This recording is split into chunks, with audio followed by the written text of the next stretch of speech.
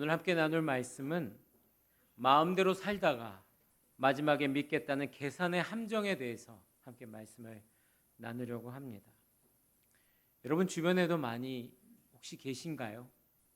그냥 내 마음대로 살다가 마지막에 회개하고 그러면 하나님이 날 받아주시겠지 하는 분.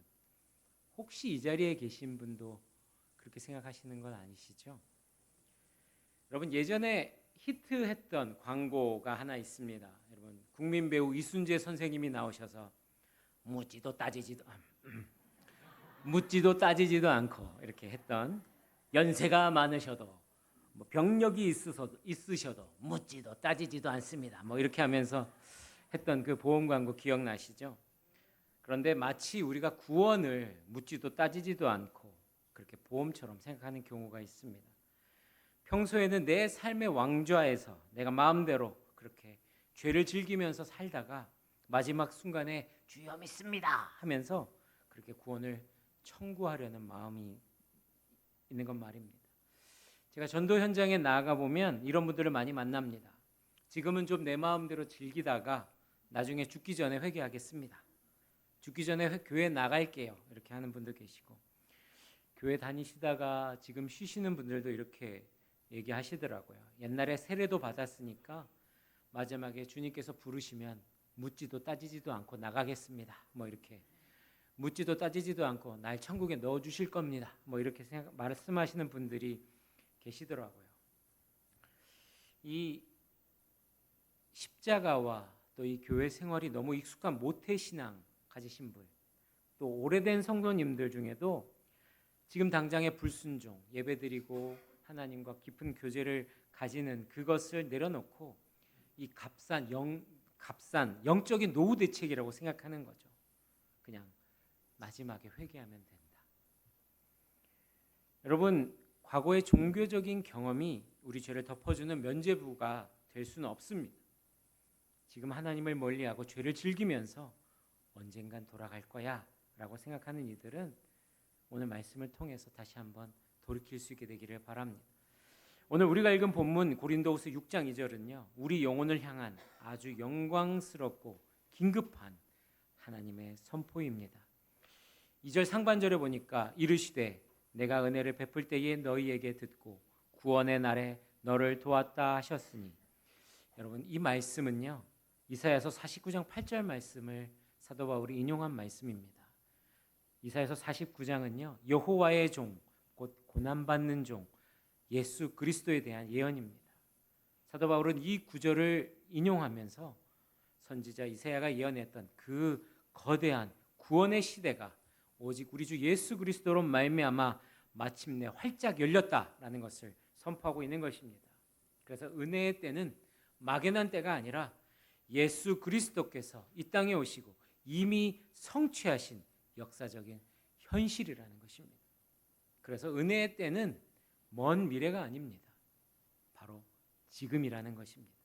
그래서 이어지는 후반부에 보시면 보라 지금은 은혜 받을 만한 때요, 보라 지금은 구원의 날이로다 라고 말씀하고 있는 것입니다. 여러분 이 짧은 구절에 보라가 2번이나 반복되어 있죠. 바로 영적으로 깊이 잠들어 있는 사람들이 이 내일로 회개를 미루고 그렇게 있는 분들을 향해서 각성해라, 보라 지금이 회개할 날이다 라고 말씀하고 있는 것입니다. 본문에 쓰인 은혜 받을 만한 때라는 이 말은요, 반대로 말하면 은혜를 받지 못할 때, 구원의 문이 닫힐 때가 있다라는 것을 반대로 말씀해 주고 있는 것입니다. 그러니까 복음이 선포되는 바로 이 순간, 바로 지금 우리 주님께서 2팔을 벌리고 그렇게 안아주실 때에 하나님 항복합니다 하고 함께 돌아오는 것을 하나님 기뻐하신다는 것입니다. 그래서 구원이 오늘 지금 일어나야 할 사건이라고 말씀해 주고 계십니다. 처음 질문으로 돌아가겠습니다. 마음대로 살다가 죽기 직전에 회개하면 되는 거 아닙니까? 제가 아는 유년부 학생도 이런 질문을 했습니다. 아마 아빠나 엄마한테 들었겠죠. 마음대로 살다가 죽기 전에 회개하면 되는 거 아니에요? 네. 여러분, 이것은 우리가 언제나 원할 때 뺏을 수 있는 예금이나 보험금이 아닙니다. 이 베드로전서 1장은요. 구원이 은이나 금이나 이런 것이 아니라 흠없는 어린 양 예수 그리스도의 보혈의 피로 된 것이라고 말씀하고 있습니다. 마음대로 살다가 마지막에 믿겠다는 말은 예수님의 그 피를 내가 필요할 때 그렇게 써먹는 값싼 증서로 그렇게 전락시키는 교만이 되는 것입니다. 오늘 이 설교의 제목이자 마음대로 살다가 마지막 순간에 회개하면 안 되나 하는 이 질문에 대해서 우리가 가지고 있는 착각이 무엇이고 성경이 원하시는 것은 무엇인지 함께 살펴보겠습니다. 첫 번째, 우리는 내일을 소유하지 못했습니다. 여러분, 우리가 갖고 있는 첫 번째 착각이 있습니다. 그것은 내가 내일을 소유했다고 착각하는 것입니다. 마지막 순간에 믿겠다고 하는 이 사람들의 착각이 바로 뭐냐 하면 내 마지막을 내가 정할 수 있다라고 생각하는 것입니다. 누가복음 12장에 보면 어리석은 부자의 비유가 나옵니다. 그는 창고를 넓히면서 자기가 갖고 있는 재물들을 이렇게 보면서 만족하면서 얘기하고 있죠. 내 영혼아 평안히 쉬고 먹고 마시고 즐거워하자라고 말합니다. 그때 하나님께서 말씀하십니다. 어리석은 자여, 오늘 밤에 내 영혼을 도로 찾으리니 내가 준비한 것이 누구의 것이 되겠느냐라고 말씀하십니다. 이 부자는 어떻게 생각했습니까? 자신의 안락한 노후를 완벽하게 통제할 수 있다고 생각했습니다. 하지만 정작 자기의 영혼의 마지막 날은 단 1초도 계산하지 못했던 것입니다. 나중에 죽기 직전에 회개하겠던 사람, 그 사람 역시 자신의 마지막 순간을 내 마음대로 정할 수 있다고 그렇게 생각하고 있는 치명적인 교만에 빠져 있는 것입니다. 1871년에 그 부흥사 D.L. 무디 목사님이 주일 저녁 설교 때 성도들에게 이렇게 설교했습니다. 성도 여러분, 오늘 제가 전한 말씀을 한 주간 깊이 생각해 보시고 다음 주일에 이 시간에 오셔서 예수님을 영접하실지 결정하시기 바랍니다 라고 그렇게 메시지를 전했다고 합니다. 그런데 바로 그날 밤에, 그날 저녁에 어떤 일이 있었는지 아십니까? 시카고 대화재가 발생했습니다. 아주 큰 화재 사고였습니다. 수많은 인명이 목숨을 잃게 되었지요. 그런데 그 교회를 출석하고 그 설교를 들었던 수많은 분들도 그렇게 화재에 목숨을 잃고 말았던 것입니다. 목사님은 훗날 이 사건을 돌아보면서 피를 토하는 심정으로 말했습니다. 내가 설교하던 그날 밤에 구원을 일주일 뒤로 미루라고 그렇게 엄청난 죄를 저질렀습니다 라고 고백을 했습니다. 내일은 우리의 날이 아닙니다 라고 그렇게 고백한 것입니다. 생명의 주관자이신 하나님 앞에서는 인간이 세워둔 그 어떤 시간표도 그리고 치밀한 계획도 아무런 소용이 없습니다. 여러분, 우리가 마지막에 믿겠다고 말하는 것은 지금 해야 할 것, 오늘 해야 할 것을 미루는 것입니다. 여러분, 순종도 나중에 하겠다, 헌신도 나중에 하겠다, 사랑도 나중에 하겠다 하는 것입니다. 그러니까 주님께서 맡기신 것 바로 지금 드릴 수 있게 되기를 원합니다. 우리는 이렇게 생각하죠. 나는 젊어, 또 아직 건강해, 아직 기회가 남아있어, 나중에 하면 돼. 여러분, 이것이 바로 시간을 소유했다라고 착각하는 것입니다. 우리는 시간을 관리하는 존재가 아닙니다. 우리는 시간을 허락받은 존재입니다. 우리는 내일을 소유하지 못했습니다. 우리의 마지막 순간에 우리의 정신이 온전히 남아있을 것이라고 어떻게 보장합니까? 병상에서 의식을 잃을 수도 있습니다. 사고로 순식간에 떠날 수도 있습니다. 내가 마지막을 통제할 수 있다라는 그 교만 버리시기 바랍니다. 그렇다면 성경이 원하는 것은 무엇입니까? 바로 지금 응답하라 라는 것입니다. 오늘 본문의 말씀처럼 보라, 지금은 은혜 받을 만한 때요, 보라, 지금은 구원의 날이로다. 아멘. 하나님께서 오늘 바로 지금 저와 여러분을 부르십니다. 함께 주님 앞에 응답하는 우리 모두가 되기를 바랍니다. 둘째, 우리는 마지막에 마음을 바꿀 수 있다고 착각합니다. 사람들은 또 이야기합니다. 십자가 위에 강도도 마지막에 구원받았지 않았냐? 나도 마지막에 그렇게 회개하면 되지 않겠냐? 라고 반문하는 것입니다. 여러분, 예수님께서 십자가에 못 박히실 때에 그 골고다 언덕에 두 명의 강도가 있었지요.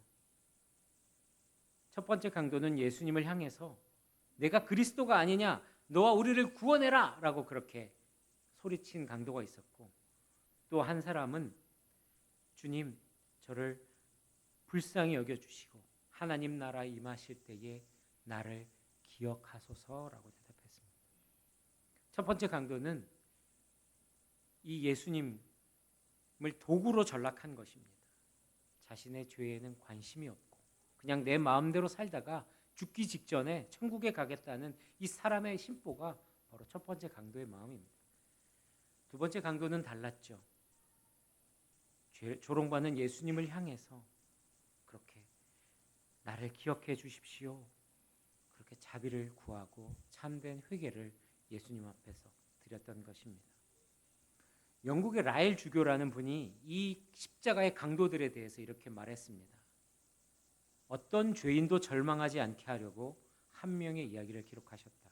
그리고 어떠한 죄인도 방종하지 못하게 하려고 또 오직 한 명의 이야기만 기록하셨다라고 합니다. 많은 사람들이 이렇게 말합니다.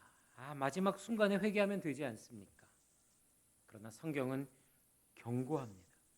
죄는 반복될수록 마음을 둔하게 만듭니다. 그리고 양심이 굳어지게 됩니다. 디모데전서 4장 2절 말씀은 이를 두고 말합니다. 양심에 화인을 맞았다라고 그렇게 표현하고 있는 것입니다. 여러분, 뜨거운 인두에 데이면은요 감각이 사라집니다. 죄를 지어도 더 이상 죄책감이 느껴지지 않고 더 이상 하나님이 두렵지 않게 되는 것입니다. 죄를 지어도 벌 받을 줄 알았는데 괜찮네 라고 생각하는 겁니다. 마지막에 믿겠다고 하는 사람, 그때 가서도 자신이 회개할 수 있는 영적인 감각을 가지고 있을 것이라고 생각하는 것입니다. 하지만 성경은 그것을 지지하지 않습니다. 여러분, 감각을 잃은 사람은요 마지막 순간에 하나님께 달려가지 못합니다. 오히려 자신의 죄를 꼭 붙잡은 채 하나님만 원망하며 그렇게 생을 달리할 수도 있는 것입니다. 히브리서 12장에서 보면은 에서에 대한 이야기가 나오는데요. 에서가 눈물을 흘리면서 축복을 구했지만 버림을 받았다고 말합니다. 그는 회개할 기회를 얻지 못했습니다.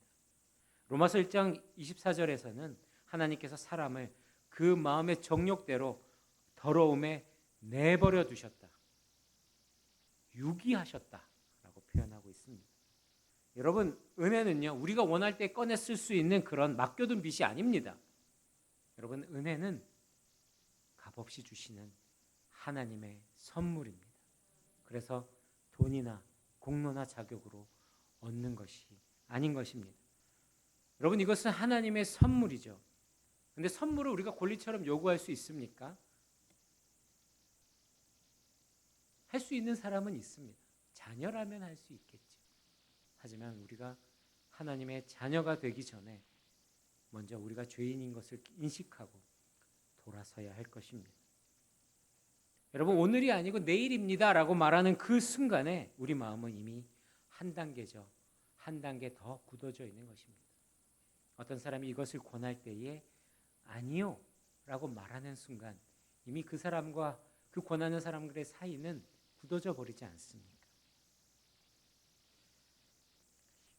너무 분위기가 진지하니까 제가 재미있는 얘기 하나 들려드리겠습니다. 얼마 전에 이제 제가 어버이날이라 부모님께 선물을 드렸습니다. 저희 어머니는 서울 분이십니다. 그래서 제가 이렇게 말을 할 때 사투리보다는 서울말을 쓸 수 있는 것은 어렸을 때 엄마랑 이렇게 자라면서 서울말을 쓰다 보니까 제 별명이 서울 깍쟁이였습니다. 저희 어머니는 처음 시집 왔을 때는 경상도 사투리를 못 알아들으셨어요. 그런데 그래서 서로 이야기할 때 싸우는 것 같고 어떤 분이 말을 걸면 나랑 싸우자는 건가? 라고 이렇게 경계를 하시기도 했었다는 겁니다. 그런데 이제 50년이 넘게 이제 지내시면서 요즘에는 경상도 사람보다 더 심해지셨습니다. 여러분 요즘 TV에 이 경상도 사투리, 부산 사투리 유행하는 거 아시죠? 뭐 어떤 친구가 이렇게 학교를 땡땡이 치고 도망가는데 선생님이 너 왜 도망가니? 너 빨리 와 이렇게 얘기했는데 이걸 경상도 사투리 뭐라고 하는지 아세요? 네 글자. 요와 요와. 제가 어머니께 선물을 드렸습니다. 그러니까 보통 같았으면 어머니가 아이고 니네들 돈 들어갈 일도 많은데 뭐 이런 걸 다 사왔어 그렇게 말씀하실 줄 알았거든요. 근데 어머니가 사투리로 말씀을 하시더라고요. 딱 5글자. 아이고 야야. 그래서 그 선물을 드렸는데 거기에 용돈이 또 들어있는 거예요. 그러니까 아이고 이걸 내가 받아도 되니? 라고 말하실 줄 알았는데 우리 어머니 또 뭐 그렇게 말씀하십니다. 뭐라고 하셨을까요? 4글자. 내 못 산다. 여러분 이제 부산이 대세입니다. 네. 다시 말씀으로 돌아가겠습니다. 여러분 회개는 버튼이 아닙니다. 원할 때 누를 수 있는 스위치가 아닙니다. 회개는 성령의 역사하심 가운데 마음이 부서지는 시간입니다. 그러기에 우리는 회개의 타이밍을 통제할 수가 없는 것입니다. 여러분 죄를 인정하고 예수님을 왕으로 인정하고 내 자신을 맡겨드릴 때 여러분 그때의 회개가 일어나는 것입니다. 당장 주님께 돌아와 하는 그 이유는요.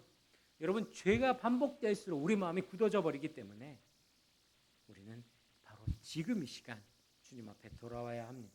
참된 믿음은 내 삶의 주인이 바뀌고 방향이 바뀌는 새 생명의 역사입니다. 오늘 이 시간 그 회개의 자리로 지금 나오시기를 바랍니다. 셋째, 우리는 구원을 최소의 비용으로 얻을 수 있다고 착각합니다. 마음대로 살다가 마지막에 회개하겠다는 이 생각의 가장 밑바닥에는요, 아주 얄팍한 계산이 깔려 있습니다. 아주 구원을 최소 비용으로 얻어내겠다라는 착각이죠. 나름 합리적일 수 있습니다. 계산적일 수 있지요. 그들의 계산법은 이렇습니다. 젊고 건강할 때는 마음대로 죄를 즐기고 죽음이 다가오면 지옥의 형벌만을 썩 피하면 되지. 그리고 마지막에 천국을 얻어내면 되지. 여러분 이것은 복음이 아닙니다. 이들은 구원을 단지 지옥불을 피하기 위한 형벌 회피 기술이라고 생각하는 것입니다. 여러분 성경이 말하는 구원은요, 이 형벌 회피 기술이 아닙니다. 여러분 구원은 무엇입니까? 구원은 주권이 이동되는 것입니다. 구원은 천국 얻는 것이 아니라 내 삶의 주인이신 하나님을 얻는 것이 먼저인 것입니다. 그래서 성경이 우리에게 진정으로 원하는 것은 바로 주권이 이동되는 것입니다. 우리가 예수 그리스도를 주로 고백하고 하나님이 내 삶의 모든 것이 되는 것, 하나님을 얻게 되었을 때에 우리는 하나님 나라를 소유하게 되는 것입니다. 구원은 죄를 씻어내는 이 죄사함에서 끝나는 것이 아니라 내 삶의 주인이 바뀌는 엄청난 사건이라는 것입니다. 주인이 바뀌지 않는 채 이 결국 이 천국만 얻으려고 하는 것은 도둑놈 심보인 것입니다. 여러분 저에게는 어릴 적부터 이렇게 같이 자란 교회 친구가 있습니다. 학원도 같이 다니고 농구도 하고 아주 가깝게 지냈습니다. 중학교 3학년 입시를 마친 어느 날이었습니다. 친구 셋이서 이렇게 어깨동무를 하고 막 걸어가고 있었습니다. 근데 어떤 술 취한 아저씨가 다가오시더니 저희 3명을 이렇게 얼굴을 아주 이렇게 탁 뚫어지듯이 보시는 겁니다. 그러면서 말을 던지십니다. 먼저 저를 보십니다. 저를 탁 보시더니 아 이놈 복 있게 생겼네. 자식 복도 있고 하면서 그렇게 말씀하시더니 제 옆에 있는 친구에게는 아 너는 대장 되겠네. 막 이렇게 하시는 겁니다. 그러자 이 마지막 남은 제 친구, 이 친구가 기대에 차서 막 물었습니다. 지는 얘. 그러니까 그 아저씨가 말씀합니다. 니는 아무것도 안 되겠다. 이 친구는요. 아무것도 안 되겠다라고 한 이 친구는 불신 가정에서 혼자 교회를 나왔습니다. 그런데 사실은 초등학교 5학년 때부터 담배를 피기 시작했고 커가면서 늘 술을 가까이 하면서 세상의 쾌락에 깊이 빠져 지냈습니다. 옛날에는 같이 교회는 다녔습니다만 점점 하나님과 멀어진 삶을 살게 되었죠. 철저히 자기 마음대로 자기가 주인인 삶을 살던 친구였습니다. 그러던 어느 날 이 친구가 선교단체 집회에 참석했습니다. 이제 나는 마지막에 믿으면 되지라고 생각한 것이 아니라 그냥 어떤 권면에 의해서 그 예배에 참석했는데 하나님께서 그 영혼을 깊이 만나 주셨습니다. 그리고 어떤 일이 일어났는지 아십니까? 초등학교 때부터 그렇게 질기게 피워오던 그 담배가 그 집회에 참석한 순간에 끊어지더랍니다. 그리고 술이 전혀 생각나지 않더라고 그렇게 고백했습니다. 그리고 그 친구는 지금 어떤 일을 하고 있냐면 우즈베키스탄에서 선교사로 사역을 하고 있습니다. 여러분, 이것이 진짜 은혜입니다. 내가 천국 가고 싶을 때에 스위치를 누르듯이 그렇게 조작하는 기술이 아니라 참된 회개는 성령 하나님께서 찾아오실 때에 내 완고했던 자아가 무너지고 내가 익숙했던 그 모든 것들을 내려놓게 되고 삶의 주권과 방향이 주님께로 바뀌게 되는 그 기적을 경험하게 되는 것입니다. 여러분, 어떤 계산들을 지금 하고 계십니까? 나름대로 합리적으로 형벌을 피할 수 있는 그 방법들만 구상하고 계십니까? 바로 지금 이 순간입니다. 십자가 앞으로 나오시기 바랍니다. 말씀을 맺겠습니다. 구원을 최소의 비용으로 얻어내려는 그 어리석은 생각을 이제 멈추시기 바랍니다. 내가 내 삶의 주인된 자리를 끝까지 고집하면서 십자가 은혜를 그저 죽기 전에 써먹을 보험 증서로 그렇게 생각하지 마시기 바랍니다. 구원은 죄를 계속 지을 수 있게 해주는 허가증 아닙니다. 죄의 권세에서 우리를 건져내는 우리 하나님의 은혜입니다. 여러분, 죄를 즐기면서 천국을 원한다. 이것은 모순입니다. 천국은 하나님을 예배하는 곳입니다. 그런데 이 땅에서 하나님을 싫어하고 멀리하던 사람이 어떻게 그 나라를 기뻐할 수 있습니까? 여러분, 천국을 원하십니까? 천국을 원하신다면 여러분 하나님을 원하셔야 합니다. 그래서 고린도후서 6장 2절은 이렇게 말씀하고 있는 것입니다. 보라, 지금은 은혜 받을 만한 때요. 보라, 지금은 구원의 날이로다. 오늘 이 시간 예수 그리스도를 내 삶의 구주와 주인으로 영접하시기 바랍니다. 내 시간들은 나의 것이 아닙니다. 하나님께서 허락하신 것입니다. 그러면서 우리 함께 기도하며 나아갑시다. 주님 앞에 항복함으로 나아갑시다. 주님, 나의 무감각해진 영혼, 이 영혼을 다시 살려주시고 참된 생명의 길로 인도하여 주옵소서. 죄를 미워하게 하여 주옵소서. 바로 지금 이 시간 주님을 만나게 하여 주옵소서.